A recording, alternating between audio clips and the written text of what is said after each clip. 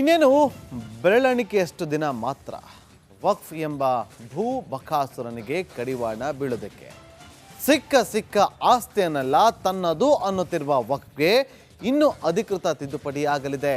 ಸಂಸತ್ನಲ್ಲಿ ವಕ್ಫ್ ಮಸೂದೆಗೆ ತಿದ್ದುಪಡಿ ತರೋದಕ್ಕೆ ಕೇಂದ್ರ ಸರ್ಕಾರ ಎಲ್ಲ ಸಿದ್ಧತೆಯನ್ನ ಮಾಡಿಕೊಂಡಿದೆ. ಈದ್ ನಂತರ ವಕ್ಫ್ ತಿದ್ದುಪಡಿ ಮಸೂದೆ ಮಂಡನೆಯಾಗಲಿದೆ. ಇದರಿಂದ ವಕ್ಫ್ ತಿದ್ದುಪಡಿ ವಿರೋಧಿಗಳ ಬುಡಕ್ಕೆ ಬೆಂಕಿ ಬಿದ್ದಿದೆ. ದೇಶಾದ್ಯಂತ ಪ್ರತಿಭಟನೆ ಶುರುವಾಗಿದೆ. ಇದು ಎಷ್ಟು ದಿನ ಕಾದು ನೋಡಬೇಕು. ಈ ರಿಪೋರ್ಟ್ ನೋಡಿ.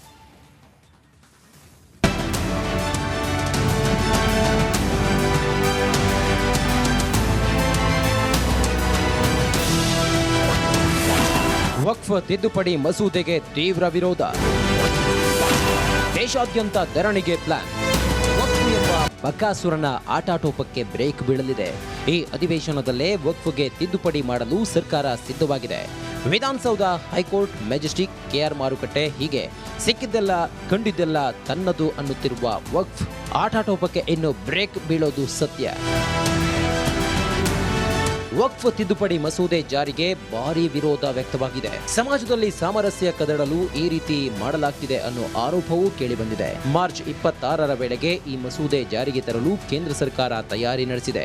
ಆದರೆ ಇದಕ್ಕೆ ಮುಸ್ಲಿಮರು ವಿರೋಧ ವ್ಯಕ್ತಪಡಿಸಿದ್ದಾರೆ. ಇನ್ನು ಚುನಾವಣಾ ಲಾಭಕ್ಕಾಗಿ ಎರಡು ಸಮುದಾಯಗಳನ್ನ ಒಡೆಯಲು ಬಿಜೆಪಿ ಪ್ರಯತ್ನಿಸುತ್ತಿದೆ ಎಂದು ಕಾಂಗ್ರೆಸ್ ಹಿರಿಯ ನಾಯಕ ಜೈರಾಮ್ ರಮೇಶ್ ವಾಗ್ದಾಳಿ ನಡೆಸಿದ್ದಾರೆ. ಮಾರ್ಚ್ 26ಕ್ಕೆ ಕೇಂದ್ರದ ವಿರುದ್ಧ ಪ್ರತಿಭಟನೆ. ವಕ್ಫ್ ತಿದ್ದುಪಡಿ ಮಸೂದೆ ಜಾರಿಯಾದರೆ ಮುಸ್ಲಿಮರಿಗೆ ಭಾರೀ ಅನ್ಯಾಯವಾಗಲಿದೆ ಎಂದು ಮುಸ್ಲಿಂ ಸಮುದಾಯದ ಕೆಲವೊಬ್ಬರ ಅಭಿಪ್ರಾಯ.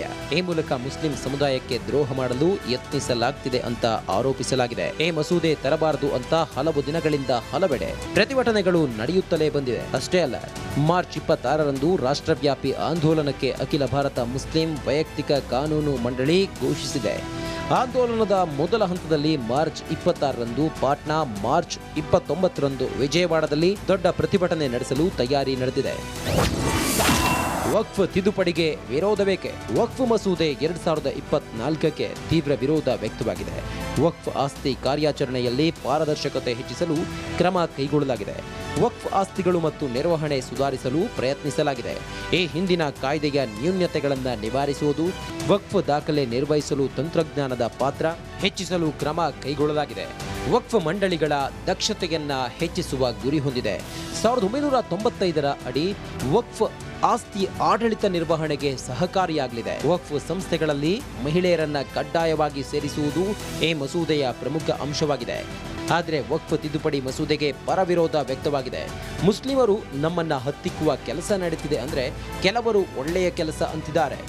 All India Muslim personal law board ने वक्फ अमेंडमेंट बिल के खिलाफ जो प्रोटेस्ट का प्रोग्राम बनाया है वो सही प्रोग्राम है और दिल्ली में भी प्रोटेस्ट हुआ था और ये अनकॉन्स्टिट्यूशनल बिल है. ये हमारे रिलीजियस फ्रीडम को छीनता है. ये मुसलमानों के वक्फ बोर्ड में नॉन मुस्लिम्स को मेंबर बनाकर उनके उसके एडमिनिस्ट्रेशन में, उसके चलाने में एक रुकावट पैदा करता है. तो ये वायलेशन है आर्टिकल 14 का, आर्टिकल 26 का. ವಕ್ಫ್ ತಿದ್ದುಪಡಿ ಮಸೂದೆಗೆ ಮುಸ್ಲಿಮರ ಆಕ್ರೋಶ ಭುಗಿಲೆದ್ದಿದೆ. ಕೇಂದ್ರ ಸರ್ಕಾರ ಮಸೂದೆ ಜಾರಿ ಮಾಡೋದಾಗಿ ಹೇಳಿದೆ. ಮುಂದಿನ ದಿನಗಳಲ್ಲಿ ಏನಾಗಲಿದೆ? ಇನ್ನೇನು ಬೆರಳೆಣಿಕೆಯಷ್ಟು ದಿನ ಮಾತ್ರ ವಕ್ಫ್ ಎಂಬ ಭೂ ಬಕಾಸುರನಿಗೆ ಕಡಿವಾಣ ಬೀಳೋದಕ್ಕೆ ಸಿಕ್ಕ ಆಸ್ತಿಯನ್ನೆಲ್ಲ ತನ್ನದು ಅನ್ನುತ್ತಿರುವ ವಕ್ಫ್ಗೆ ಇನ್ನೂ ಅಧಿಕೃತ ತಿದ್ದುಪಡಿ ಆಗಲಿದೆ. ಸಂಸತ್ನಲ್ಲಿ ವಕ್ಫ್ ಮಸೂದೆಗೆ ತಿದ್ದುಪಡಿ ತರೋದಕ್ಕೆ ಕೇಂದ್ರ ಸರ್ಕಾರ ಎಲ್ಲ ಸಿದ್ಧತೆಯನ್ನ ಮಾಡಿಕೊಂಡಿದೆ. ಈದ್ ನಂತರ ವಕ್ಫ್ ತಿದ್ದುಪಡಿ ಮಸೂದೆ ಮಂಡನೆಯಾಗಲಿದೆ. ಇದರಿಂದ ವಕ್ಫ್ ತಿದ್ದುಪಡಿ ವಿರೋಧಿಗಳ ಬುಡಕ್ಕೆ ಬೆಂಕಿ ಬಿದ್ದಿದೆ. ದೇಶಾದ್ಯಂತ ಪ್ರತಿಭಟನೆ ಶುರುವಾಗಿದೆ. ಇದು ಎಷ್ಟು ದಿನ ಕಾದು ನೋಡಬೇಕು. ಈ ರಿಪೋರ್ಟ್ ನೋಡಿ.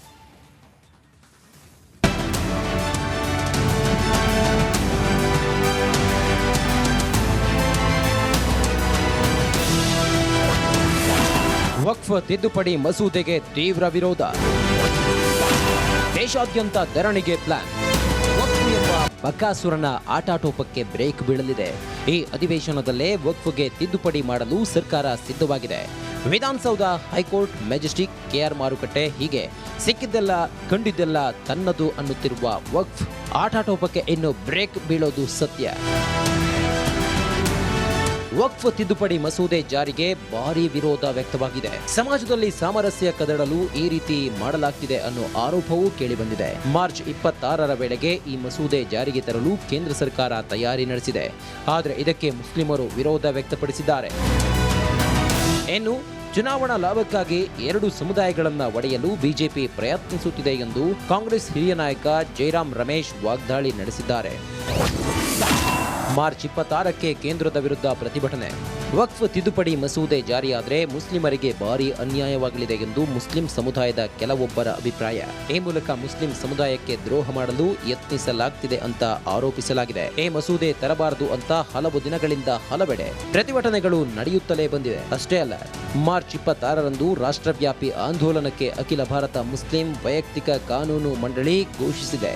ಆಂದೋಲನದ ಮೊದಲ ಹಂತದಲ್ಲಿ ಮಾರ್ಚ್ 26ರಂದು ಪಾಟ್ನಾ, ಮಾರ್ಚ್ 29ರಂದು ವಿಜಯವಾಡದಲ್ಲಿ ದೊಡ್ಡ ಪ್ರತಿಭಟನೆ ನಡೆಸಲು ತಯಾರಿ ನಡೆದಿದೆ. ವಕ್ಫ್ ತಿದ್ದುಪಡಿಗೆ ವಿರೋಧ ಬೇಕೆ? ವಕ್ಫ್ ಮಸೂದೆ 2024ಕ್ಕೆ ತೀವ್ರ ವಿರೋಧ ವ್ಯಕ್ತವಾಗಿದೆ. ವಕ್ಫ್ ಆಸ್ತಿ ಕಾರ್ಯಾಚರಣೆಯಲ್ಲಿ ಪಾರದರ್ಶಕತೆ ಹೆಚ್ಚಿಸಲು ಕ್ರಮ ಕೈಗೊಳ್ಳಲಾಗಿದೆ. ವಕ್ಫ್ ಆಸ್ತಿಗಳು ಮತ್ತು ನಿರ್ವಹಣೆ ಸುಧಾರಿಸಲು ಪ್ರಯತ್ನಿಸಲಾಗಿದೆ.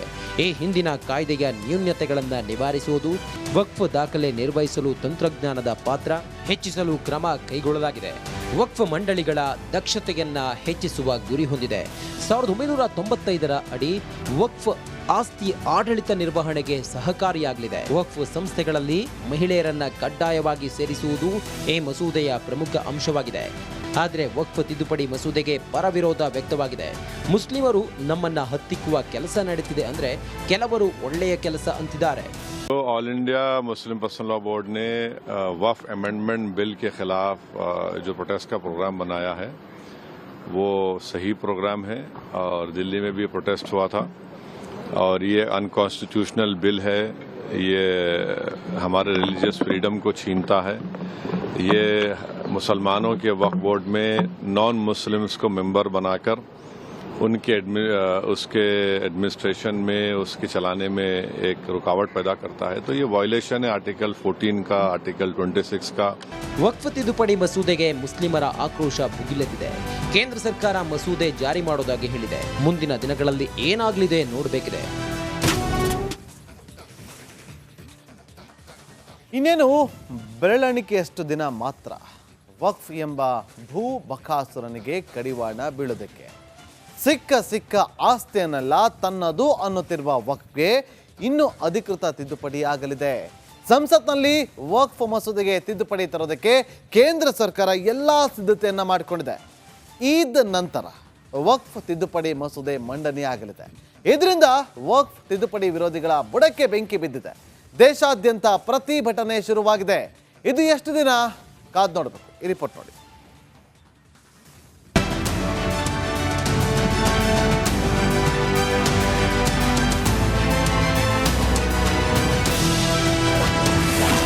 ವಕ್ಫ್ ತಿದ್ದುಪಡಿ ಮಸೂದೆಗೆ ತೀವ್ರ ವಿರೋಧ. ದೇಶಾದ್ಯಂತ ಧರಣಿಗೆ ಪ್ಲಾನ್. ವಕ್ಫ್ ಎಂಬ ಬಕಾಸುರನ ಆಟಾಟೋಪಕ್ಕೆ ಬ್ರೇಕ್ ಬೀಳಲಿದೆ. ಈ ಅಧಿವೇಶನದಲ್ಲೇ ವಕ್ಫ್ಗೆ ತಿದ್ದುಪಡಿ ಮಾಡಲು ಸರ್ಕಾರ ಸಿದ್ಧವಾಗಿದೆ. ವಿಧಾನಸೌಧ, ಹೈಕೋರ್ಟ್, ಮೆಜೆಸ್ಟಿಕ್, ಕೆಆರ್ ಮಾರುಕಟ್ಟೆ ಹೀಗೆ ಸಿಕ್ಕಿದ್ದೆಲ್ಲ ಕಂಡಿದ್ದೆಲ್ಲ ತನ್ನದು ಅನ್ನುತ್ತಿರುವ ವಕ್ಫ್ ಆಟಾಟೋಪಕ್ಕೆ ಇನ್ನು ಬ್ರೇಕ್ ಬೀಳೋದು ಸತ್ಯ. ವಕ್ಫ್ ತಿದ್ದುಪಡಿ ಮಸೂದೆ ಜಾರಿಗೆ ಭಾರೀ ವಿರೋಧ ವ್ಯಕ್ತವಾಗಿದೆ. ಸಮಾಜದಲ್ಲಿ ಸಾಮರಸ್ಯ ಕದಡಲು ಈ ರೀತಿ ಮಾಡಲಾಗ್ತಿದೆ ಅನ್ನೋ ಆರೋಪವೂ ಕೇಳಿಬಂದಿದೆ. ಮಾರ್ಚ್ 26ರ ವೇಳೆಗೆ ಈ ಮಸೂದೆ ಜಾರಿಗೆ ತರಲು ಕೇಂದ್ರ ಸರ್ಕಾರ ತಯಾರಿ ನಡೆಸಿದೆ. ಆದರೆ ಇದಕ್ಕೆ ಮುಸ್ಲಿಮರು ವಿರೋಧ ವ್ಯಕ್ತಪಡಿಸಿದ್ದಾರೆ. ಇನ್ನು ಚುನಾವಣಾ ಲಾಭಕ್ಕಾಗಿ ಎರಡು ಸಮುದಾಯಗಳನ್ನು ಒಡೆಯಲು ಬಿಜೆಪಿ ಪ್ರಯತ್ನಿಸುತ್ತಿದೆ ಎಂದು ಕಾಂಗ್ರೆಸ್ ಹಿರಿಯ ನಾಯಕ ಜೈರಾಮ್ ರಮೇಶ್ ವಾಗ್ದಾಳಿ ನಡೆಸಿದ್ದಾರೆ. ಮಾರ್ಚ್ 26ಕ್ಕೆ ಕೇಂದ್ರದ ವಿರುದ್ಧ ಪ್ರತಿಭಟನೆ. ವಕ್ಫ್ ತಿದ್ದುಪಡಿ ಮಸೂದೆ ಜಾರಿಯಾದರೆ ಮುಸ್ಲಿಮರಿಗೆ ಭಾರೀ ಅನ್ಯಾಯವಾಗಲಿದೆ ಎಂದು ಮುಸ್ಲಿಂ ಸಮುದಾಯದ ಕೆಲವೊಬ್ಬರ ಅಭಿಪ್ರಾಯ. ಈ ಮೂಲಕ ಮುಸ್ಲಿಂ ಸಮುದಾಯಕ್ಕೆ ದ್ರೋಹ ಮಾಡಲು ಯತ್ನಿಸಲಾಗ್ತಿದೆ ಅಂತ ಆರೋಪಿಸಲಾಗಿದೆ. ಈ ಮಸೂದೆ ತರಬಾರದು ಅಂತ ಹಲವು ದಿನಗಳಿಂದ ಹಲವೆಡೆ ಪ್ರತಿಭಟನೆಗಳು ನಡೆಯುತ್ತಲೇ ಬಂದಿವೆ. ಅಷ್ಟೇ ಅಲ್ಲ, ಮಾರ್ಚ್ 26ರಂದು ರಾಷ್ಟ್ರವ್ಯಾಪಿ ಆಂದೋಲನಕ್ಕೆ ಅಖಿಲ ಭಾರತ ಮುಸ್ಲಿಂ ವೈಯಕ್ತಿಕ ಕಾನೂನು ಮಂಡಳಿ ಘೋಷಿಸಿದೆ. ಆಂದೋಲನದ ಮೊದಲ ಹಂತದಲ್ಲಿ ಮಾರ್ಚ್ 26ರಂದು ಪಾಟ್ನಾ, ಮಾರ್ಚ್ 29ರಂದು ವಿಜಯವಾಡದಲ್ಲಿ ದೊಡ್ಡ ಪ್ರತಿಭಟನೆ ನಡೆಸಲು ತಯಾರಿ ನಡೆದಿದೆ. ವಕ್ಫ್ ತಿದ್ದುಪಡಿಗೆ ವಿರೋಧ ಬೇಕೆ? ವಕ್ಫ್ ಮಸೂದೆ 2024ಕ್ಕೆ ತೀವ್ರ ವಿರೋಧ ವ್ಯಕ್ತವಾಗಿದೆ. ವಕ್ಫ್ ಆಸ್ತಿ ಕಾರ್ಯಾಚರಣೆಯಲ್ಲಿ ಪಾರದರ್ಶಕತೆ ಹೆಚ್ಚಿಸಲು ಕ್ರಮ ಕೈಗೊಳ್ಳಲಾಗಿದೆ. ವಕ್ಫ್ ಆಸ್ತಿಗಳು ಮತ್ತು ನಿರ್ವಹಣೆ ಸುಧಾರಿಸಲು ಪ್ರಯತ್ನಿಸಲಾಗಿದೆ. ಈ ಹಿಂದಿನ ಕಾಯ್ದೆಯ ನ್ಯೂನತೆಗಳನ್ನು ನಿವಾರಿಸುವುದು, ವಕ್ಫ್ ದಾಖಲೆ ನಿರ್ವಹಿಸಲು ತಂತ್ರಜ್ಞಾನದ ಪಾತ್ರ ಹೆಚ್ಚಿಸಲು ಕ್ರಮ ಕೈಗೊಳ್ಳಲಾಗಿದೆ. ವಕ್ಫ್ ಮಂಡಳಿಗಳ ದಕ್ಷತೆಯನ್ನ ಹೆಚ್ಚಿಸುವ ಗುರಿ ಹೊಂದಿದೆ. 1995ರ ಅಡಿ ವಕ್ಫ್ ಆಸ್ತಿ ಆಡಳಿತ ನಿರ್ವಹಣೆಗೆ ಸಹಕಾರಿಯಾಗಲಿದೆ. ವಕ್ಫ್ ಸಂಸ್ಥೆಗಳಲ್ಲಿ ಮಹಿಳೆಯರನ್ನ ಕಡ್ಡಾಯವಾಗಿ ಸೇರಿಸುವುದು ಈ ಮಸೂದೆಯ ಪ್ರಮುಖ ಅಂಶವಾಗಿದೆ. ಆದರೆ ವಕ್ಫ್ ತಿದ್ದುಪಡಿ ಮಸೂದೆಗೆ ಪರವಿರೋಧ ವ್ಯಕ್ತವಾಗಿದೆ. ಮುಸ್ಲಿಮರು ನಮ್ಮನ್ನ ಹತ್ತಿಕ್ಕುವ ಕೆಲಸ ನಡೀತಿದೆ ಅಂದ್ರೆ ಕೆಲವರು ಒಳ್ಳೆಯ ಕೆಲಸ ಅಂತಿದ್ದಾರೆ. तो all India Muslim personal law board ने वक्फ अमेंडमेंट बिल के खिलाफ जो प्रोटेस्ट का प्रोग्राम बनाया है वो सही प्रोग्राम है और दिल्ली में भी प्रोटेस्ट हुआ था और ये अनकॉन्स्टिट्यूशनल बिल है. ये हमारे रिलीजियस फ्रीडम को छीनता है. ये मुसलमानों के वक्फ बोर्ड में नॉन मुस्लिम्स को मेंबर बनाकर उनके उसके एडमिनिस्ट्रेशन में उसके चलाने में एक रुकावट पैदा करता है. तो ये वायलेशन है आर्टिकल 14 का, आर्टिकल 26 का. ವಕ್ಫ್ ತಿದ್ದುಪಡಿ ಮಸೂದೆಗೆ ಮುಸ್ಲಿಮರ ಆಕ್ರೋಶ ಭುಗಿಲೆದ್ದಿದೆ. ಕೇಂದ್ರ ಸರ್ಕಾರ ಮಸೂದೆ ಜಾರಿ ಮಾಡೋದಾಗಿ ಹೇಳಿದೆ. ಮುಂದಿನ ದಿನಗಳಲ್ಲಿ ಏನಾಗಲಿದೆ ನೋಡಬೇಕಿದೆ.